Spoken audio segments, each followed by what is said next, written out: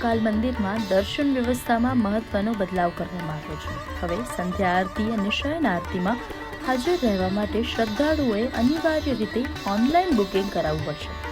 મંદિર પ્રબંધ સમિતિએ બંને આરતી માટે પ્રતિ વ્યક્તિ 250 રૂપિયાની ફી નક્કી કરી છે.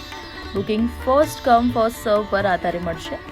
સંધ્યા આરતી માટે ઓનલાઈન બુકિંગ બપોરે 12 વાગ્યાથી શરૂ થશે, જ્યારે શયન આરતી માટે બુકિંગ સાંજે 4 વાગ્યાથી શરૂ કરવામાં આવશે. મંદિરમાં પ્રવેશ સમય પણ નક્કી કરાયો છે.